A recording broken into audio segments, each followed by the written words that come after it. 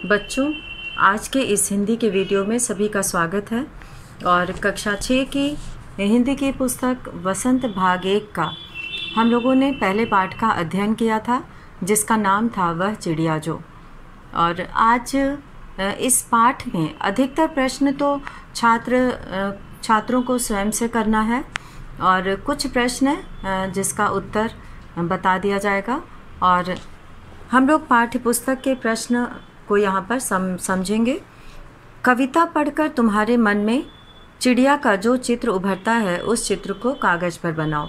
तो इसे सभी बच्चों को बनाना है अपनी कॉपी में, पाठ का नाम लिखकर। और कविता लिखने के बाद प्रश्न अभ्यास हेडिंग डालकर नए पेज से उसके उत्तर शुरू करेंगे पहले प्रश्न का।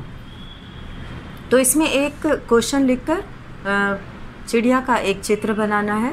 जैसे भी चिड़िया बच्चों के मन में हो वैसी चिड़िया का चित्र वो बनाएंगे और रंग भरेंगे। यहाँ पे दूसरा है, तुम्हें कविता का कोई और शीर्षक देना हो तो क्या शीर्षक देना चाहोगे? उपयुक्त शीर्षक सोच कर लिखो। तो नन्ही चिड़िया, सुंदर चिड़िया, परिश्रमी चिड़िया, गर्वीली चिड़िया, ये सब जो है लिखा जा सकता है।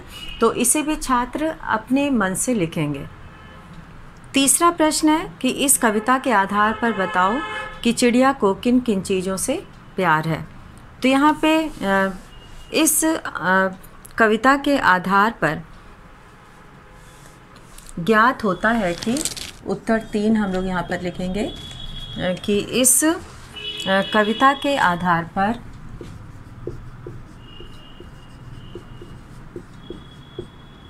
इस कविता के आधार पर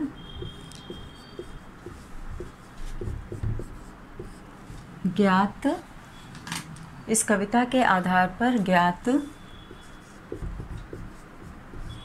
होता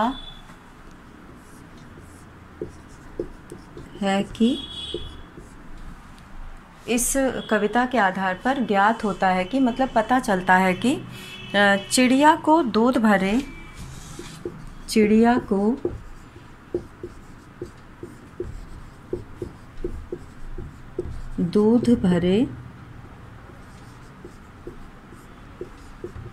जुंडी के दाने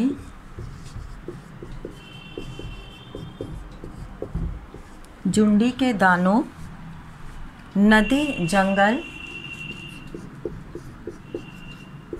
तथा नदी से बहुत प्यार है। चिड़िया को दूध भरे झुंडी के दानों, जंगल तथा नदी से बहुत प्यार है। अब है यहाँ पे चौथा प्रश्न, आशय स्पष्ट करो।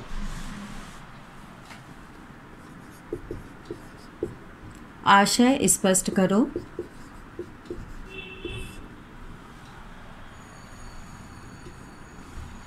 यहाँ पर सबसे पहले हम लोग क का लिखेंगे और क का लिखने के लिए इसमें प्रश्न लिख के सबसे पहले क का लिखना है और क का प्रश्न पहले लिखना है, फिर ख का प्रश्न लिखकर ख का उत्तर लिखना है। तो इसमें जो है, चिड़िया जंगल में जब अकेले होती है, चिड़िया जब जंगल में अकेले होती है तब वह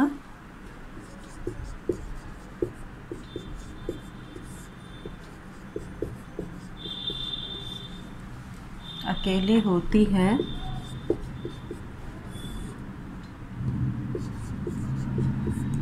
तब वह, यानी कि जब जंगल में चिड़िया अकेले रहती है तब वह बिना किसी डर और संकोच के, बिना किसी डर या संकोच के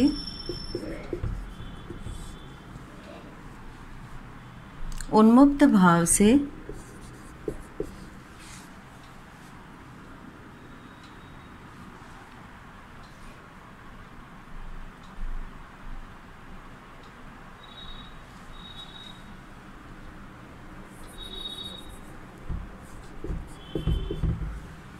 बिना किसी डर या संकोच से, उन्मुक्त भाव से,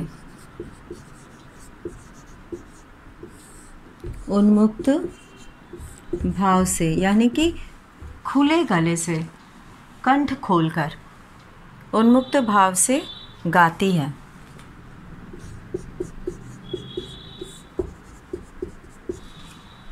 तो इसमें रस उंडेल कर गा लेती है। वह मधुर स्वर में गाती है, वह मधुर स्वर में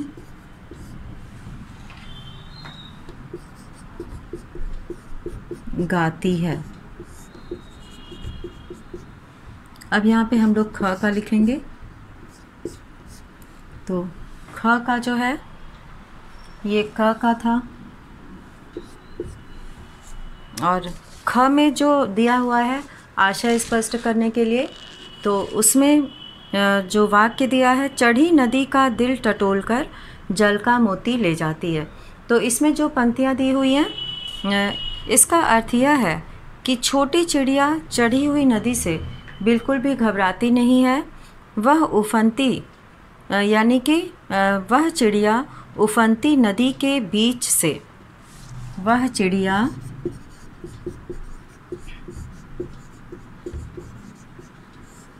उफनती नदी के बीच से, नदी के बीच से, उफनती नदी के बीच से अपनी चोंच में, अपनी चोंच में पानी की बूंदें लेकर, पानी की बूंदें लेकर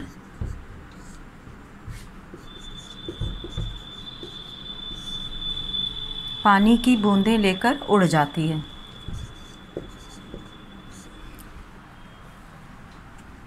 उड़ जाती है। पानी की बूंदें लेकर उड़ जाती है। और कहने का तात्पर्य है कि वह लबालब भरी नदी की जलराशि से भी जल का मोती निकाल लाती है, अर्थात उस पानी से चिड़िया अपनी प्यास बुझाती है। इसलिए पानी मोती की तरह अमूल्य है। उस पानी से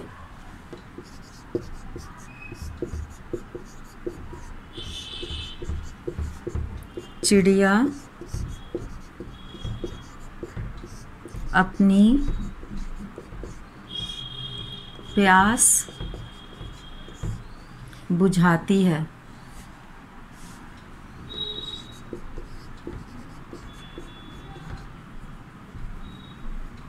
अपनी प्यास बुझाती है। इसीलिए पानी मोती की तरह अमूल्य है। इसीलिए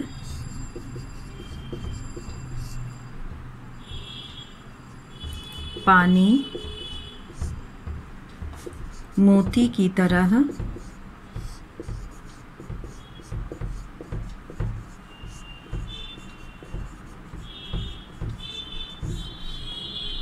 मोती की तरह अमूल्य है। कहने का आशय यही है कि पानी जल की जो है जल का मोती ले जाती है। तो जल का मोती इसलिए कहा गया है क्योंकि पानी जो है वो बहुत ही महत्वपूर्ण है, उसी से उसकी प्यास बुझती है, इसीलिए उसे नदी से बहुत प्यार है। तो ये दो यहाँ पर आशय स्पष्ट करो में लिखा हुआ था, तो इसको इस तरह से लिखना है। और छात्र जो है अपने शब्दों में भी उत्तर लिख सकते हैं, तो ये ज़रूरी नहीं है कि उसे अपने ढंग से भी छात्र लिख सकते हैं। अब हम लोग यहाँ पर देखेंगे अनुमान और कल्पना में जो प्रश्न है, इसमें जितने भी प्रश्न हैं उसे छात्र स्वयं से करेंगे। तो इसमें सबसे पहला प्रश्न यही था कि कौन सी इसमें से चिड़िया रही होगी। तो इसमें जितने भी नाम हैं उसमें सभी बच्चे नीलकंठ ही लिखेंगे, क्योंकि वो नीले पंखों वाली है, तो नीलकंठ जो है वो हो सकता है। तो यहाँ पर इन चारों में दिए गए नामों में से नीलकंठ हो सकता है।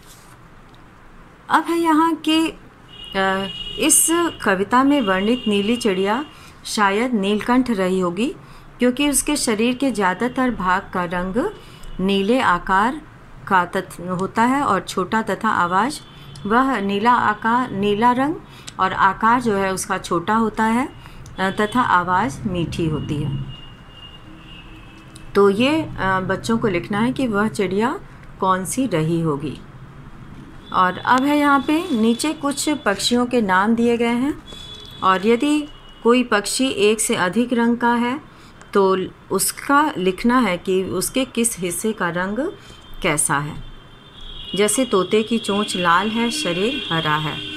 तो इसी तरह से इन पक्षियों के बारे में भी लिखना है। तो बच्चे इससे बहुत रुचि से बहुत ही अच्छे से इसे लिख सकते हैं। तो ये छात्र स्वयं करेंगे। और अब है यहाँ पे तीसरा जो है, यहाँ पर कविता का हर बंद वह चिड़िया जो से शुरू होता है तो और मुझे बहुत प्यार है से ख़त्म होता है। तो यहाँ पे बच्चों को छोटी छोटी पंक्तियाँ खुद से बनाकर लिखने के लिए हम प्रेरित करना चाहेंगे कि वो खुद से छोटी छोटी कविता लिखें। तो ये भी उनके स्वयं से करने के लिए है। और यहाँ पर तुम भी प्रश्न 4 में तुम भी ऐसी कल्पना कर सकते हो कि वह फूल का पौधा जो पीली पंखुड़ियों वाला महक रहा है मैं हूँ, उसकी विशेषताएं मुझ में हैं। फूल के बदले वह कोई दूसरी चीज़ भी हो सकती है, जिसकी विशेषताओं को गिनाते हुए तुम उसी चीज़ से अपनी समानता बता सकते हो। ऐसी कल्पना के आधार पर कुछ पंक्तियाँ लिखो। तो यहाँ पे जैसे वह फूल का पौधा जो, जैसे वह चिड़िया जो है तो वह फूल का पौधा जो, या वह फूल जो, ये भी हो सकता है। तो अपनी कल्पना से ऐसे ही किसी छोटी छोटी पंक्तियों के आधार पर बनाना है कविता। अब यहाँ पे हम लोग भाषा की बात करेंगे। भाषा की बात में यहाँ पर जो दिया हुआ है, पंखों वाली चिड़िया, ऊपर वाली दराज, नीले पंखों वाली चिड़िया, सबसे ऊपर वाली दराज। तो पहले में यहाँ पे सभी बच्चे देखेंगे कि पंखों वाली चिड़िया, केवल यहाँ पे लिखा है पंखों वाली चिड़िया। तो चिड़िया की विशेषता क्या है कि वो पंखों वाली है। तो यहाँ पे चिड़िया विशेष्य है और पंखों वाली जो है वो विशेषण है। और अब उसी के नीचे पंखों वाली से पहले एक और विशेषण जोड़ दिया गया है, नीले पंखों वाली चिड़िया। तो पंखों की भी विशेषता बताई जा रही है कि पंख कैसे हैं, नीले हैं। तो यहाँ पे दो दो विशेषण लगा है चिड़िया के आगे। चिड़िया जो विशेष्य है, जिसकी विशेषता बताई जा रही है, उसके पहले दो दो विशेषण लगे गए हैं, एक है नीले और दूसरे पंखों वाली। इसी तरह से उसके बगल में भी एक और यहाँ पर लिखा हुआ है विशेषण और विशेष्य, दराज। दराज जिसमें कि सामान मान रखा जाता है। तो ऊपर वाली दराज, अब यहाँ पे उसके नीचे लिखा है सबसे ऊपर वाली दराज, यानी कि दराज की भी विशेषता है कि वो नीचे वाला दराज नहीं है, वो ऊपर वाला दराज है। तो ऊपर वाली, सबसे ऊपर वाली दराज, तो ये दराज की विशेषता है। तो यहाँ रेखांकित शब्द विशेषण का काम कर रहे हैं। ये शब्द चिड़िया और दराज संज्ञाओं की विशेषताएं बता रहे हैं। अतः रेखांकित शब्द विशेषण हैं और चिड़िया दराज विशेष्य हैं। यहाँ वाला वाली जोड़कर बनने वाले कुछ और विशेषण दिए गए हैं। ऊपर दिए गए उदाहरणों की तरह इनके आगे एक एक विशेषण और जोड़ो। तो यहाँ पर एक एक विशेषण और जोड़ा जा सकता है, जैसे सुंदर मोरों वाला बाग। यहाँ पर लिखा जा सकता है सुंदर मोरों वाला बाग।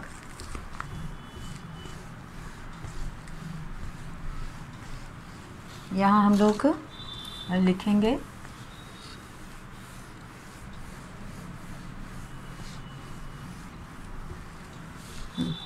इसमें जो है हम लोग यहाँ पे करेंगे। पहला दिया है मोरों वाला बाग, तो यहाँ पे हो जाएगा सुंदर मोरों वाला बाग। तो ये है भाषा की बात का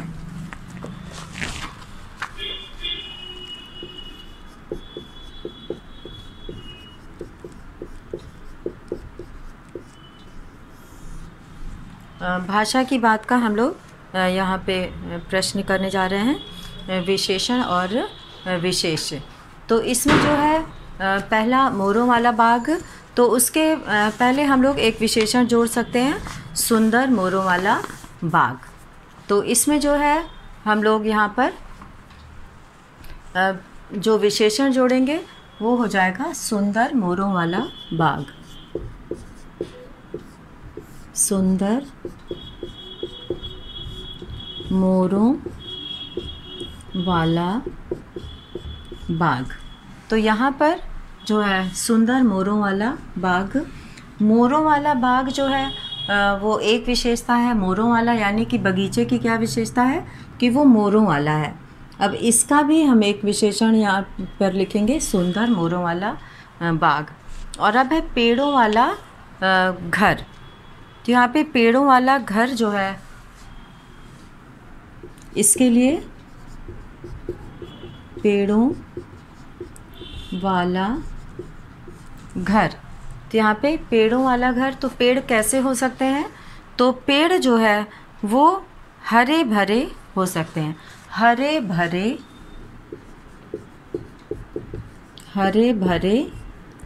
पेड़ों वाला घर। तो पेड़ जो है वो हरे भरे भी होते हैं, तो यहाँ पे हरे भरे पेड़ों वाला घर। और इसके बाद है फूलों वाली क्यारी। तो फूलों वाली क्यारी, तो यहाँ पे फूल कई तरह के हो सकते हैं, लाल फूलों वाली क्यारी, पीले फूलों वाली क्यारी। तो फूलों के पहले एक और विशेषण जोड़ना है, फूलों वाली क्यारी। और अब इसके बाद है स्कूल वाला रास्ता। तो स्कूल वाला रास्ता कैसा हो सकता है? तो इसमें जो है स्कूल वाला रास्ता यानी कि सीधे स्कूल वाला रास्ता, यहाँ पे पतला स्कूल वाला रास्ता, छोटा स्कूल वाला रास्ता। तो यहाँ पे स्कूल वाला जो है रास्ते की विशेषता बताना है कि रास्ता कैसा हो सकता है, लंबे स्कूल वाला रास्ता, छोटे स्कूल वाला रास्ता या पगडंडी स्कूल वाला रास्ता। तो यहाँ पे कुछ जो है यहाँ पे लिखा जा सकता है कि लंबे स्कूल वाला रास्ता, छोटा स्कूल वाला रास्ता।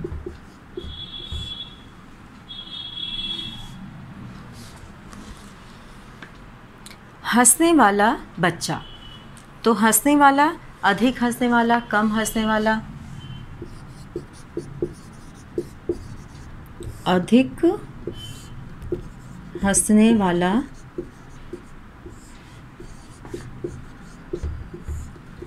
बच्चा। बच्चे की विशेषता क्या है कि वो बहुत अधिक हंसता है। और मूंछों वाला आदमी, मूंछों। अब यहाँ पे हमें मूंछों की विशेषता लिखनी है। तो मूंछों की विशेषता क्या है? घनी हो सकती है, काली हो सकती है। तो यहाँ पे उसके लिए घनी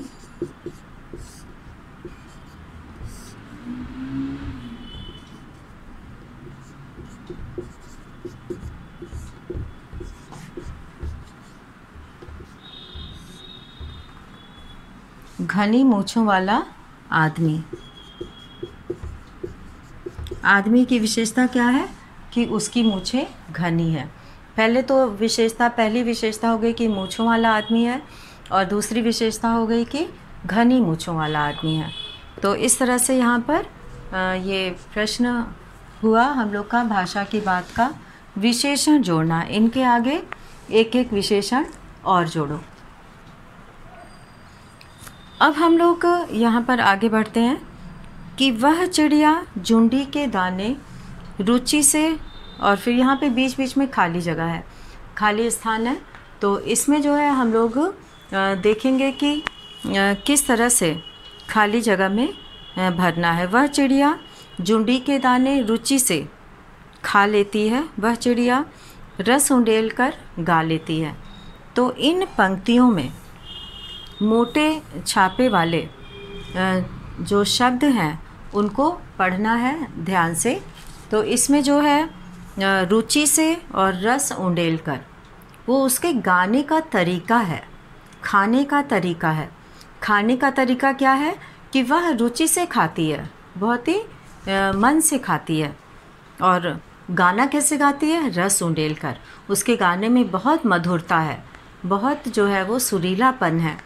तो ऐसा रस उंडेल कर जो है, यानी कि पूरे मन से वो मधुरता के साथ गाती है। इन कविता के इन पंक्तियों में मोटे छापे वाले शब्दों को ध्यान से पढ़ो। पहले वाक्य में रुचि से खाने के ढंग की और दूसरे वाक्य में रस उंडेल कर गाने के ढंग की विशेषता बता रहे हैं। तो वो चिड़िया किस तरह से गाना गा रही है, उसके गाना गाने का तरीका यहाँ बताया गया है। रस उंडेल कर गा रही है और वो किस तरह से खा रही है? रुचि से खा रही है। तो ये दोनों क्रिया विशेषण हैं, यानी कि खाना जो क्रिया है उसकी विशेषता बताई जा रही है, तो वो क्रिया विशेषण हो गया। तो नीचे दिए गए वाक्यों में कार्य के ढंग या रीति से संबंधित क्रिया विशेषण छांटो। तो यहाँ पर जो है जो लिखना है वह है सोनाली जल्दी जल्दी मुंह में लड्डू ठूसने लगी। तो सोनाली जो है वो जल्दी जल्दी मुंह में लड्डू ठूसने लगी। तो यहाँ पर जो है ठूसना यानी कि मुंह में भर लेना। बच्चे कभी कभी कोई मनपसंद चीज़ रहती है तो जल्दी जल्दी खाने के लिए वो उसे मुंह में भर लेते हैं। ठूस लेना यानी कि ज़बरदस्ती मुंह में आ नहीं रहा है लेकिन फिर भी उसे ज़बरदस्ती मुंह में भर देना, तो उसे ठूसना कहते हैं। तो यहाँ पर सोनाली जल्दी जल्दी मुंह में लड्डू ठूसने लगी। तो ठूसने का उसका तरीका क्या है? जल्दी जल्दी, मतलब कितनी जल्दी वो मुंह में भर ले। तो यहाँ पर जल्दी जल्दी जो है शब्द क्रिया विशेषण है। वो लड्डू ठूसने की जो विशेषता है वो बता रहा है कि जल्दी जल्दी वो लड्डू जो है ठूस रही है। तो यहाँ पर हम लोग क्रिया विशेषण के शब्दों को लिखेंगे।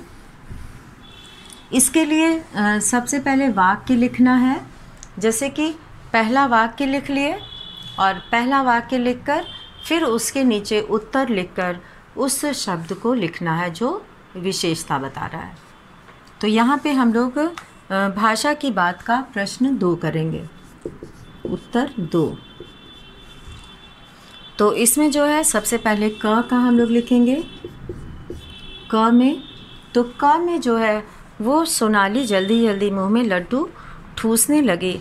इसमें जल्दी जल्दी शब्द को उत्तर में लिखना है।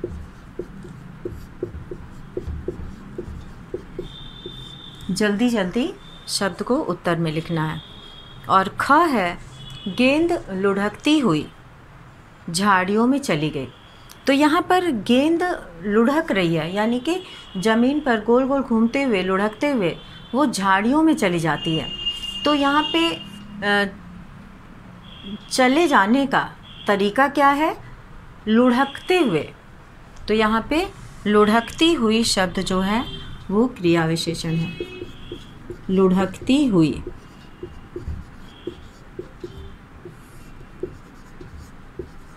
लुढ़कती हुई ये क्रिया विशेषण है। गेंद के जाने का तरीका इससे पता चल रहा है। और ग है भूकंप के बाद जनजीवन धीरे धीरे सामान्य होने लगा। तो भूकंप के बाद जो लोगों का जीवन था वो सामान्य किस तरह से होने लगा? धीरे धीरे। तो यहाँ पे हम लोग धीरे धीरे शब्द को पढ़ेंगे, यहाँ पे अलग करेंगे धीरे धीरे शब्द को। और अब है अगला, कोई सफ़ेद सी चीज़ धप से आंगन में गिरी। धप से कहने का मतलब है कि आवाज़ के साथ, धप की आवाज़ यानी कि गिरने से जो आवाज़ होती है। तो कोई सफ़ेद सी चीज़ गिरी, तो गिरने की विशेषता क्या है? धप से। तो यहाँ पे धप से शब्द जो है वो क्रिया विशेषण है, धप से। और अब है, टॉमी फुर्ती से चोर पर झपटा। फुर्ती से यानी कि बहुत तेज़ी के साथ। झपटने का तरीका क्या है? फुर्ती से। तो यहाँ पे फुर्ती से शब्द जो है वो क्रिया विशेषण है।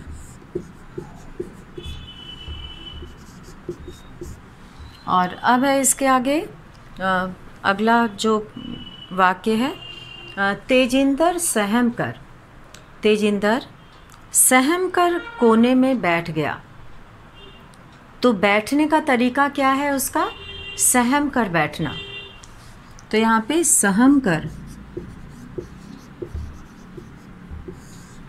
जो है क्रिया विशेषण है। और अब है यहाँ पे, आज अचानक ठंड बढ़ गई है। आज अचानक ठंड बढ़ गई है। तो यहाँ पर ठंड बढ़ना जो है वो क्रिया है, बढ़ना क्रिया है। और वो कैसे ठंड बढ़ रही है? अचानक, धीरे धीरे नहीं बढ़ रही है, बहुत तेज़ी से नहीं, अचानक से। तो अचानक।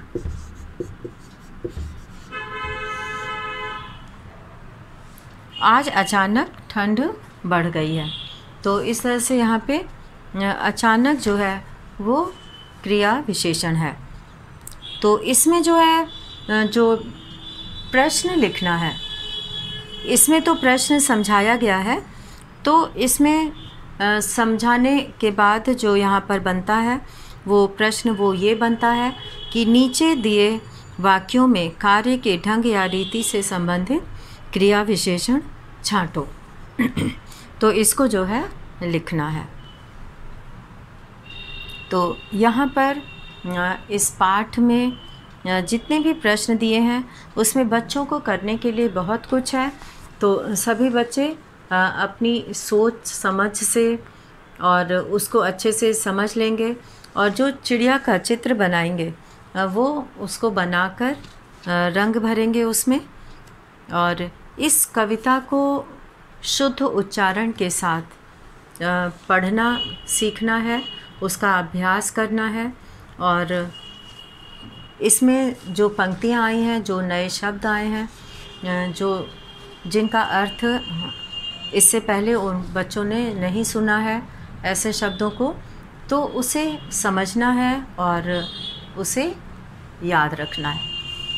तो इस पाठ में कवि जो है एक छोटी चिड़िया के माध्यम से जो कि नीले पंखों वाली है, वह संतोषी चिड़िया है, उसे अन्न से बहुत प्यार है और वह अपनेपन के साथ कंठ खोलकर पुराने घने वन में बेरोक गाती है, मुँह बोली है, एकांत में भी उमंग से रहती है।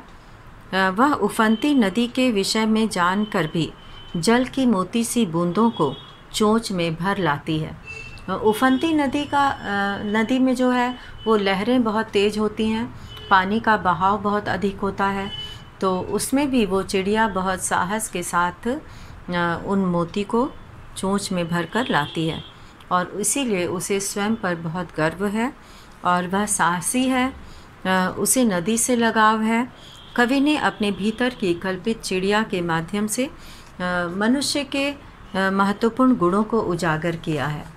तो यहाँ पर मनुष्य भी जो है वो अपने अकेलेपन में भी बहुत खुश हो सकता है और जिस तरह से चिड़िया वहाँ पर एकांत जगह में भी गाना गाती है और उस जंगल को वो अपना एक रिश्ता बना लिया है, बाबा का रिश्ता बना लिया है, इसीलिए वह मुँह बोली चिड़िया कहलाई है। और वो अपना जीवन पूरी तरह से खुशी और प्रसन्नता के साथ जीती है। तो आज हम लोगों ने इस पाठ का सारांश और इस पाठ में आए सभी प्रश्नों को समझकर और कुछ प्रश्नों का उत्तर भी यहाँ बताया गया। तो इस आधार पर सभी बच्चे अपना कार्य पूरा कर सकते हैं। तो इसी के साथ आज का ये वीडियो यहीं पे समाप्त करते हैं। धन्यवाद। अगले वीडियो में हम लोग अगला पाठ पढ़ेंगे। तब तक के लिए फिर से एक बार धन्यवाद।